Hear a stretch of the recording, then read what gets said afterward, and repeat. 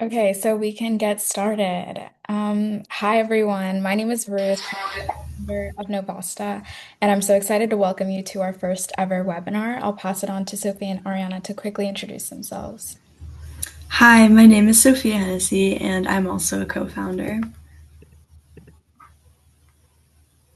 Hi everyone, I'm Ariana Sun and I'm a founder of NoVasta. Okay, so a couple things before we get started on presentations. Here's today's sessions. We've broken it up into two parts. So first, we'll be hearing from the Youth Climate Action Team's press department, and that's going to be covering our sustainability and climate action segment. And then we're going to be having a presentation from us and then Food for Philly on food insecurity. That's the second part of our session. So, just a quick note about community service hours. We will be taking attendance at the end of each session. So, we'll be giving you guys a 10-minute break before we transition to the next presentation and taking attendance during then. So, don't leave as soon as the session is over. And then we'll be emailing all the attendees a form that you guys can fill out. And we understand that different schools do community service hours differently. So just let us know in your email back to us on what information you need in order to get that. And each session is 5 community service hours. So this webinar is going to be focused on a bunch of different topics ranging from sustainability, like you saw on the other slide, and climate action, to food waste, economics, and environmentalism tomorrow, and then talking about food insecurity as well today. So we're really excited, and we hope you guys leave these sessions with a lot of new takeaways and more of a greater understanding of what we do at NoVasta and also kind of how you can contribute in the greater scale to different problems surrounding us. So we now welcome the Youth Climate Action Team press directors. Please give them your full attention, ask questions, and please engage with the content they share. They put a lot of time into this. And yeah, Ava and Alana, when you guys are ready. Hi, everybody. My name is Ava. I am one of the co-founders of YCAT's press branch. Thank you so much to NoVasta for inviting us here today to speak with you all. We're so excited to present about YCAT and the impact of climate journalism under the theme of sustainability and climate action. And we have a presentation to share with you guys. I will go ahead and share the presentation with you guys while Alana, if you want to introduce yourself, or you guys can just get prepared to hear. Hi, everybody. My name is Alana. I am also leading the YCAT press team with Ava, and we're super excited to be here.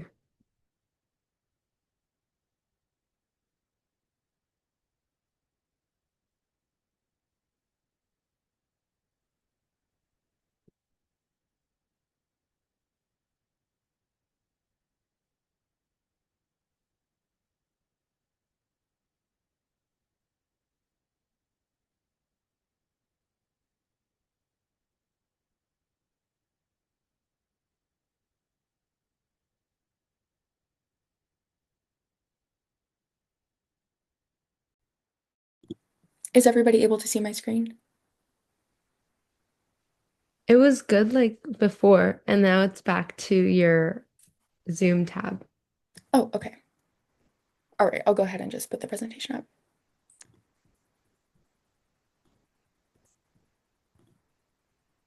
There we go. Okay. So our presentation that we have for you today is called Plant a Seed, Grow a Revolution. So concerning climate action, journalism, and youth-led environmental activism in general.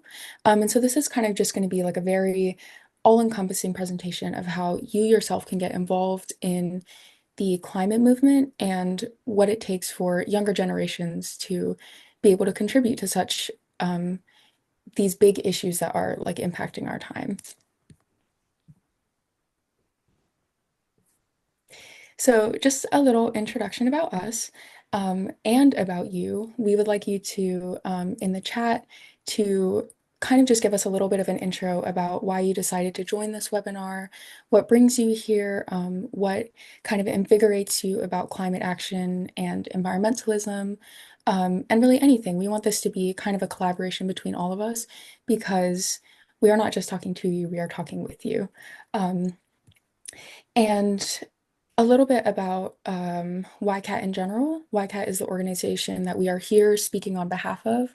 It stands for Youth Climate Action Team, and we are a nonprofit youth-led climate organization similar to NoVasta in that we do a lot of outreach concerning climate action, and we specifically direct the press branch, which is kind of the journalism sect of the whole organization. And then about me specifically, I have been with YCAT for about 2.5 years now. I've served as just a general member and then a newsletter editor, and now I'm serving as the co-director of press with Alana. Um, and then Alana, if you would like to say a little bit about how long you've spent with YCAT and what the impact it has had on your life. Yeah, I've been with YCAT for about 5 years actually now, and it's been an incredible opportunity to get involved. Even as little as like 12 years old, I was able to see so many people working so hard about something that they cared about. And I've been able to be an editor, work in social media, and now I get to lead press. Thank you. And thank you to everybody who has like shared something in the chat or like contributed to this introduction. So a little bit more on the interactive side, we are going to kind of break this presentation up into segments with questions for you guys.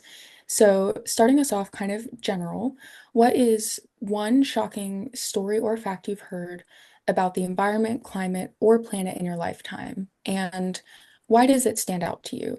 Um, so why is it sticking as a memory in your brain? And even to take it a little further, what action did learning this information kind of drive you to take, or what did you do in response to this?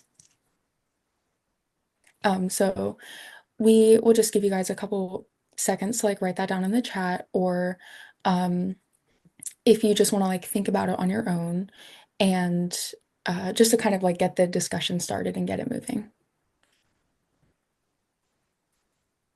Yeah, and you guys can also feel free to unmute if you want to share if you're more comfortable speaking, but Mhm. definitely feel free to utilize the chat. Yeah, of course. Yeah, anybody at any point can speak up as well.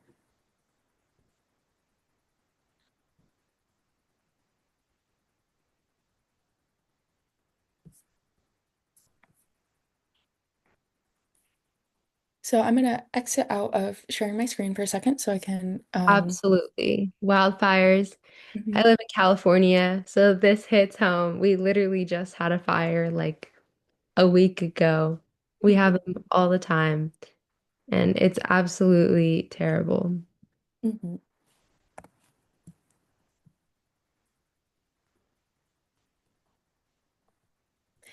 I'm gonna stop sharing my screen for a second just so I can read your guys' responses, and then I will continue sharing and we can continue with the presentation. Yes, the ocean is suffering quite a bit right now. The marine life and the plant life in the ocean. Biodiversity, yes. Mhm, The white rhino. Oh no, that is very sad. mhm, Poaching is a terrible, terrible thing that we have worked to write about actually in YCAT. mhm. Yeah, I think a lot of the connections that I'm seeing with your guys' responses is that it they are things that you're learning about the environment, but they're also really deeply connected with humanity and our experiences. You know, we may never have seen a northern white rhino in our lives, but it still has like an emotional and kind of psychological impact on us that we know because of our activity, it is going extinct. And that is a really powerful thing to learn. And the same with the wildfires um, and biodiversity and everything. These are things that we are seeing in our environments and experiencing that are really powerful to learn. Mhm. Yeah, I see the mention of the other like species and everything that are dying. It seems kind of every other day there's a new species that we hear about that's going extinct due to human activity. Yeah. Yes, the global warming is a tough pill to swallow. Mhm. Yeah, so these are all incredible examples. Thank you to everybody who shared. If anybody wants to like speak up or if you want to continue putting in the chat, please feel free to continue doing that. I'm going to go back to sharing my screen now, but I think this was a really good like starting point of discourse, so we could kind of get thinking about why learning about the environment is so impactful on our own lives, even if we aren't directly experiencing it. All right, back to sharing my screen.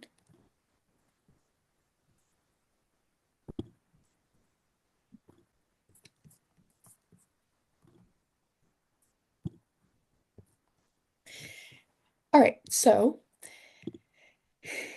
I wanted to share a little bit about my story, kind of related to this, and a really impactful piece of information, or I guess pieces of information that I learned that kind of have driven me to take action in the realm of climate activism.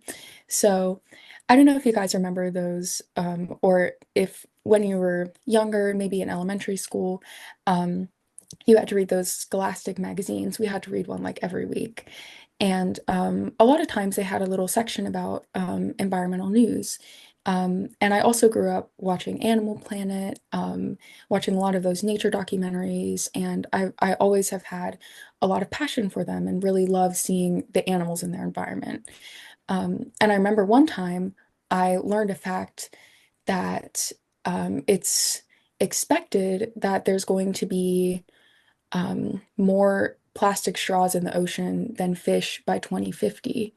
And that specific piece of information just stood out to me in one of these just little scholastic magazines. And it really got me thinking, how is it possible that human activity and this chemical, not biodegradable like substance of plastic is going to be like overtaking the oceans, which are the fish and marine organisms, that's their natural habitat. And so I continue to kind of collect this information and kind of transform it from the lens of I love animals, I'm extremely passionate about it, and kind of learning more, transform the information into my mind into what can I do to change this? I want to preserve this magic that I'm seeing in these magazines, in these documentaries. And so it had an emotional impact on me. It made me feel angry, it made me feel sad. These stories and this information that I was hearing and watching on my television screen, it was uh, eliciting an emotional response in me. And so, from the collecting of information to the personal impact, I decided to take action. I joined YCAT and have been learning as much as I can about the environment in order to be a well-informed member of society that can take the information I've learned and apply it to the climate movement and join others in the movement, learning as much from them as I can simultaneously to be able to create change. Um, and so that is kind of where I was going with that question is what can we do with these shocking stories and pieces of information? And how can we take that information and transform it into actionable change? Um, and Alana, I was wondering if you had any similar story or if you would be willing to describe just how you have decided to involve yourself in the climate movement and kind of what brought you to that point. Yeah, absolutely. And sorry, I kind of hijacked the screen sharing because I think yours was glitching out a little bit. Oh, no, that's okay. Thank you. I don't know if everyone can see mine, but I tried. But yeah, I live in California as I was talking about, and so we live in this on and off drought. We have these fires, and so I see the effects of climate change around me every day. We're entering, I don't know if you guys have noticed this where you live, but The summers are getting pushed back, the winters are moving forward. It's just weird. The climate is hurting and you can see it. And we're this is like our generation's problem now. Like we have to grow up and deal with this. And so it's good to get involved now to notice what's happening. Um, I don't know if you guys know about AI, how every time you kind of like text something into ChatGPT, how many gallons of water are being used to cool down the servers. And I think it's like 700 gallons a year are being used just now when AI is just kind of starting out. So I am a big, supporter in like saving water. But clearly there's a lot of things going on right now that are hurting our water access, and in the fashion industry as well. So, yeah, that's me. Well, thank you so much. Um, and I Um, we also wanted to give you guys a little bit of historical context about the importance of journalism in the environmental movement. So, environmental journalism and environmental action in general is not a new thing, even though the issues have kind of gotten worse in the past few years with just climate change really like rapidly picking up pace and everything. And so it's kind of been more out in the open that we need more policies to fix these. People have been appreciating nature since ancient times. Their nature has been documented in ancient times positively. People have used animals as symbols for years in their cultures and in their writing, for example, and in literature. And the appreciation of the environment therefore leads to people caring about it and wanting to preserve it. And an example of a piece of environmental journalism that kind of um, formed environmental journalism into what we see it as today, which is maybe newspapers writing information about the environment or sharing information about environmental decline, for example. Um, an example of that would be Silent Spring, which was a book written by Rachel Carson in the 1900s. And it was a book about the use of pesticides and how it was hurting animal populations, which that her using the research that she had done and sharing that with the rest of the world, that led to the decline in the use of pesticides, namely DDT, which really eventually started to improve the environment. And so that's kind of a concrete example of how writing about and sharing about these environmental issues can lead to change and can lead to protecting the environment in turn. Also, kind of around the same time period in America and around the world, environmental beats started to kind of take hold of news organizations and publications. And environmental beat is just kind of a fancy term for a sect of a news organization that reports specifically on the environment and that reports specifically on climate issues.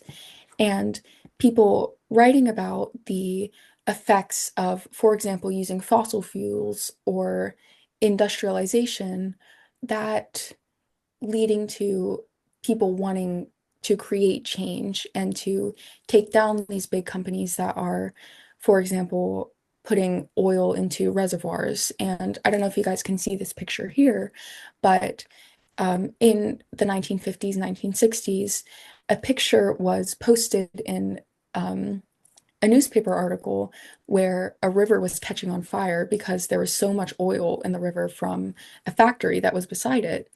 And just this picture alone made people so angry and so passionate about joining the environmental movement that policies were created, like the Environmental Protection Act and everything that really actionably prevented industries from putting pollution into bodies of water.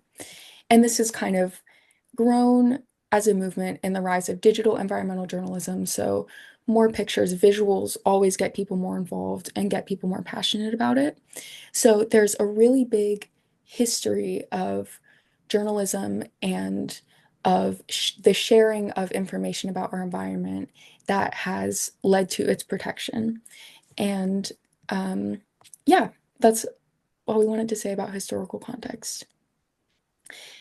And kind of basing off of that, to give you guys some just general key points about climate action and its impact on society, kind of branching off of the historical aspect. So, the marks of effective journalism, especially um, in reference to the environment, would be advocacy for global communities because the decline of the environment affects us all. Everybody around the world has to deal with the effects in different ways. Informing the public accurately is also a marker of great journalism. And being accessible to a wide range of audiences where everybody can understand and everybody is presented with an angle through which they will be able to care about the issue at hand is another great marker of good journalism. And its impact on society that these effective journalism points have include mobilization, so people joining the climate movement, initiating change, like policy, environmental policy, protecting the environment, for example, and just generally spreading awareness of the climate and environment related issues and sustainable practices so people are more informed of the ways they can contribute to the movement. And a point that I would like to add, Alana, I'd like to invite you to share your thoughts about this, but that this doesn't just apply to journalism either. This applies to all fields of work. So engaging in climate action through the sharing of information in general, this can apply to engineering, this can apply to just being in your community and sharing with people how you practice sustainability yourself. And like word of mouth is a really powerful tool. So just even letting people know that you're close to or in your community, how they can get involved in sustainability and why they should care about the environment, they can have these huge impacts over time as well. Yeah, absolutely. We see the impacts of climate change in every industry, every field, and there are things we can do to protect the environment um, through any job and any career we may pursue in the future without necessarily like dedicating our lives to climate action. You can make a small difference, and those do add up.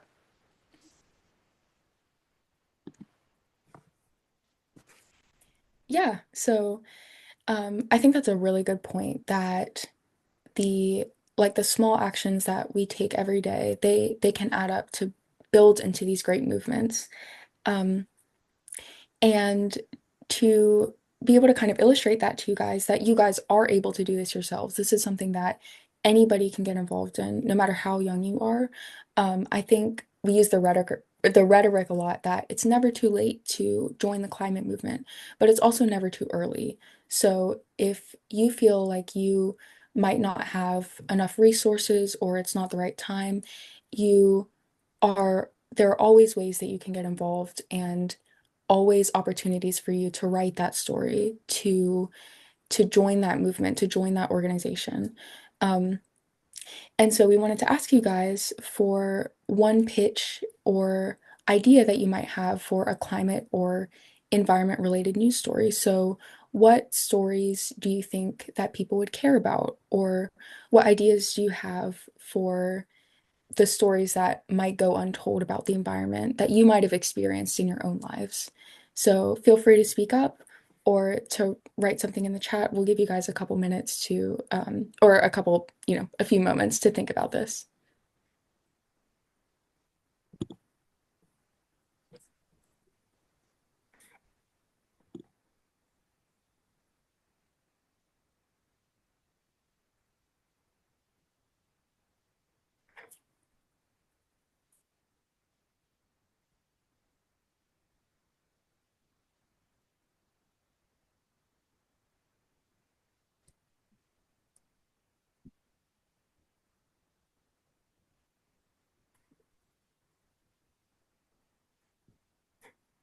Yes. How environmental issues disproportionately affect minority communities. We write about that a lot in our Mm, department. Yes, food waste, 100%. mhm. Backyard composting, yes, yes.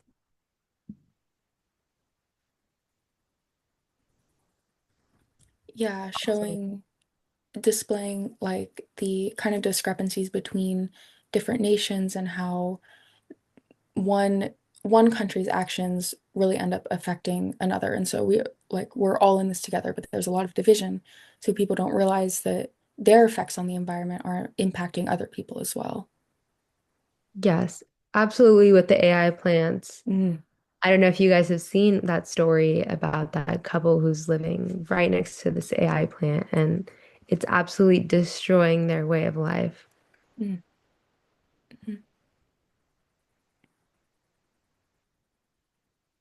Yeah, these are great.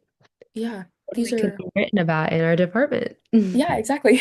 Now we're gonna have a lot of new ideas to take away from you guys. And so it this also just goes to show that um like even if you are at a certain place or you have a certain experience in the climate movement or you're in a certain position of leadership, there's always opportunities to learn from those around you. And the climate movement is about learning from others and taking that information um, to have a positive effect on your communities.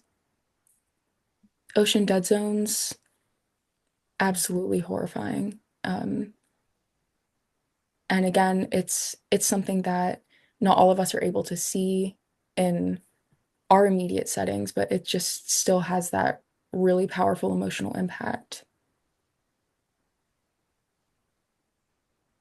Absolutely. Companies do need to be held accountable. Hmm.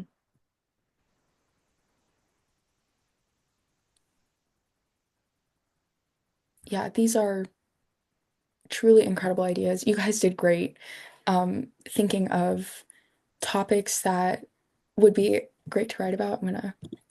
If I had time to like them all, I would. But um, I really appreciate you guys contributing to that. And um, this hopefully gives you the idea that you would be able to, you can go and write those stories right now. Find, do the research, talk to people. You are able to write about this and share this information with others to make them care. Because I know that you all writing these in the chat, that made us all have a response. Um, reading these information, it was like, oh my gosh, yeah, I really do care about that.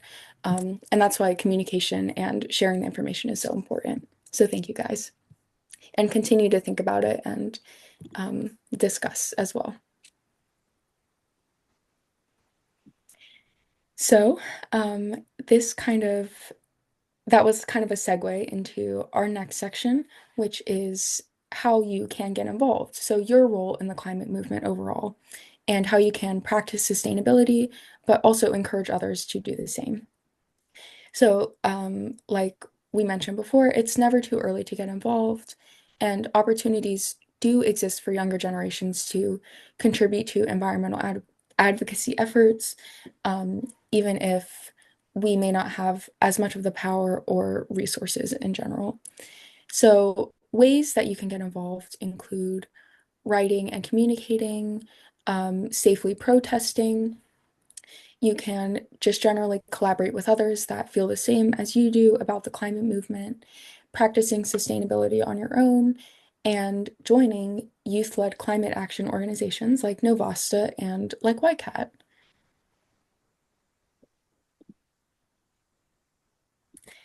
And that brings us to our um, like press team in general.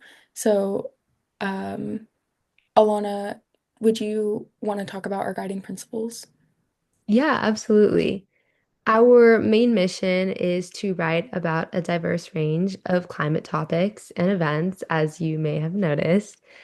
We want to promote literary activism, empower youth writers of all skill levels, and our vision is just to promote discourse, get people talking, maybe talk about things that people don't discuss as much, and also get our members interested in writing. Yeah, we have five sections right now of press: our newsletter, blog, podcast, research journal, and climate info hub, which is like short pieces written for teens. And do you want me to click on the different links? Are these hyperlinks? Yeah, they are hyperlinks. So this will just kind of give you guys an idea of what our publications might look like. This is our most recent newsletter publication, and then there's also a recent Climate Info Hub publication that we can show you.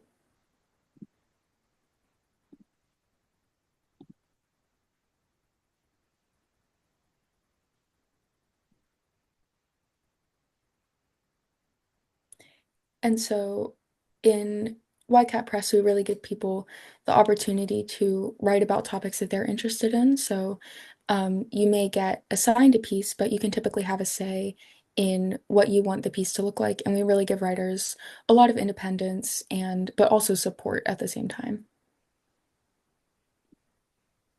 Oh, sorry. No, it's okay.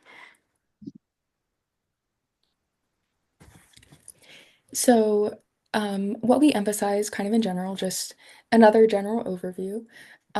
We emphasize creativity, your originality, punctuality. So, meeting deadlines, efficiency is important to us, but we also want to be there for our writers and support them in whatever they're trying to put out and whatever work they're doing. So, individual expression as well. We want writers' own style to come through. The way that they would like to present the information is just as valid as the way anybody else would want to present it. And being factually accurate so we can um, precisely inform the public of the reliable and logical research that we've done ourselves. And also just being yourself. We really don't look for perfection or top tier overly formal writing. So if you're kind of nervous, if you feel like you might not be the best writer or but you would still like to get involved, that's perfectly fine. We have great editors. Actually, Ruth is one of our newsletter editors, and she is incredible at helping writers and communicating with writers about how they can make their piece the most impactful. And so it's really a supportive environment at YCAT Press. Absolutely. And also about the Climate Info Hub, it's a one way to be able to get involved if you don't feel like writing that much. Mhm. If you guys notice, they're just like short paragraphs, and a bunch of writers share one piece and they each write a little bit. So really, it doesn't feel like you're writing that much at all. And you can also work on the podcast where you'll be doing something different than writing. You can work on editing and research. So writing isn't the only thing like super heavy that you have to do. Mhm. Yeah, that's a great point. And kind of to speak to the newsletter as well, they pieces will typically range from like 75 to 100 words if you're writing about a petition, or they can range from I think it's 100 to 200 for just a general news piece. So they're really short, really quick blurbs.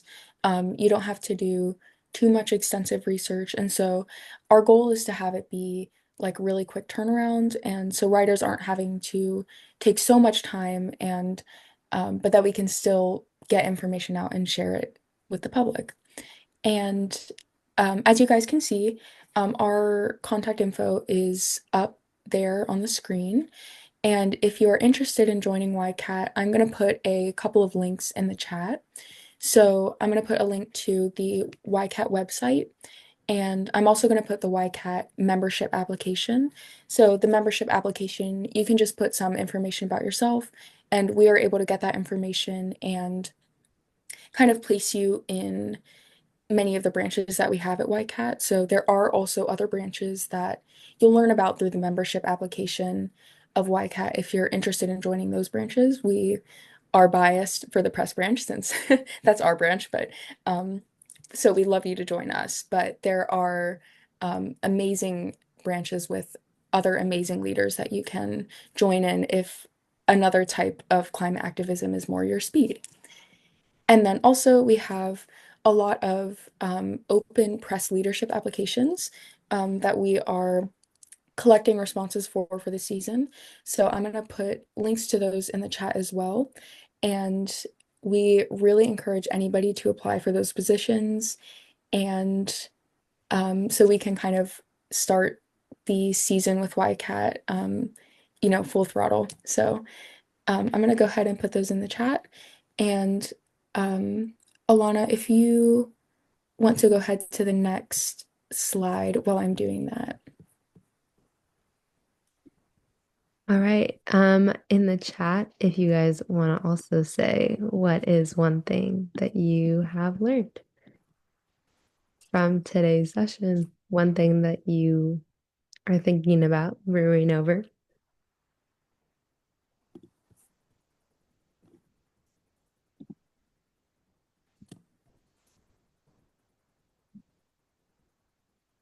Yay, we're so glad.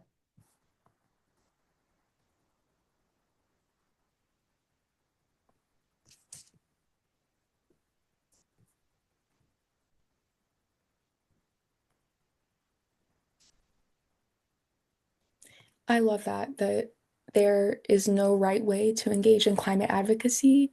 Um, I I really like the term like imperfect activism.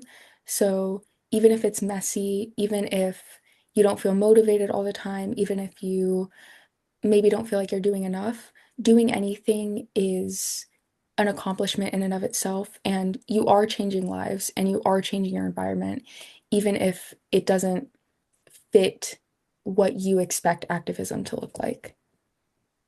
Yes, 100%. There are so many platforms, word of mouth.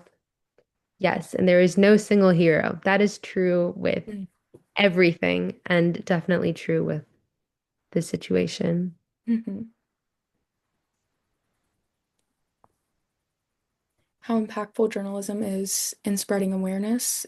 Yeah, very, very true. I feel like we watch the news and we read the news articles and everything, but um, tend to forget that there are real people behind that information that we're learning and that they really do play a big role in spreading awareness about these issues.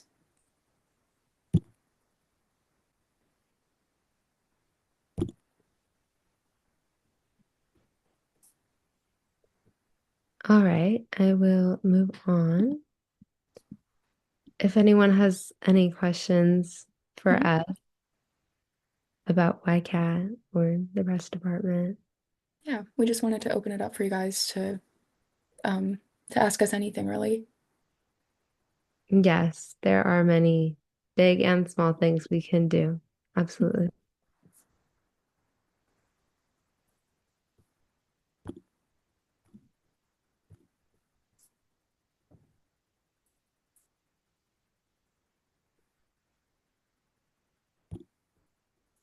All right. Well, it seems like there maybe aren't any questions, but you can always email either of us.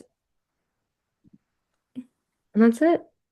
Yeah, we wanted to say just a huge thank you to NoVasta again and to all of you guys for coming. It was really an honor to be here today. I am not sure I can, well, I think I can speak for Lana in saying that we are both really passionate about the work that we do at YCAT and about the the ways that we are involved in the climate, in climate action and everything, and are so excited to share that information with you and to get other people involved, and to kind of share the ways that it's possible to get involved. Um, so just thank you to everybody. And I also just wanted to give a really quick reminder to, if you're able to, if it's accessible to you, to just like get outside today, like appreciate the nature that's around you, appreciate the environment that you are surrounded with, and just know that you have the ability to protect that and to kind of sustain that vision. So. Yeah, thanks so much, Ava and Alana, for that really amazing presentation. It was so informative, and it's always so great to hear from people who are passionate about making change.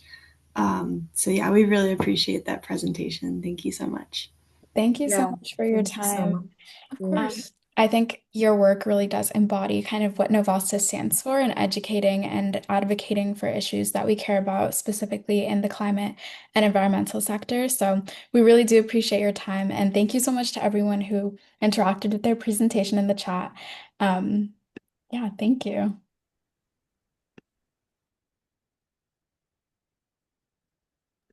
Okay, so now we are going to be having a quick 10-minute transition period. So this is where we're going to be taking attendance for the people that attended our first session. And then we're also going to be giving you guys a little minute to stretch your legs before we move on to our second session.